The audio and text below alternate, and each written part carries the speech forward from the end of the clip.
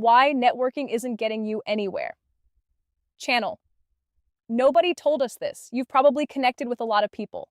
You've added them, you've followed them, you've liked their posts. Maybe you've even reached out a few times, but if you're honest, how many of those connections have actually led to anything? Not just conversation, actual opportunity? Because for most people, the answer is very few. And that's where the confusion starts. Most people believe they're networking. They think adding connections equals building relationships, being visible equals being known, staying active means creating opportunity, and from the outside, it looks right. Your network grows, your feed is active, your name shows up, but nothing really changes. No new opportunities, no meaningful conversations, no movement. That's the disconnect. You're not building relationships, you're collecting contacts. Here's what most people don't realize. A connection is not a relationship.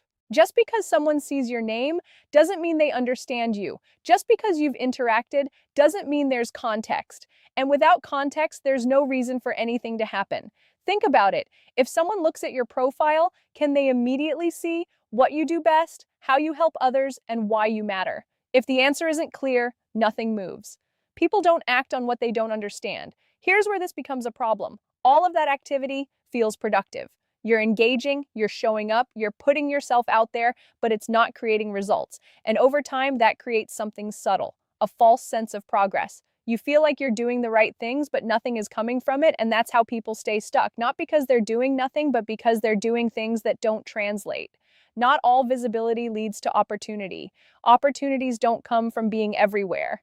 They come from being clear and relevant to the right people. That means fewer, more intentional connections, interactions that actually have context, communication that makes sense quickly. Because when someone understands what you do, how you fit, when to think of you, decisions happen faster, not because you pushed for it, but because it makes sense. The instinct is to do more effort, more visibility, more output.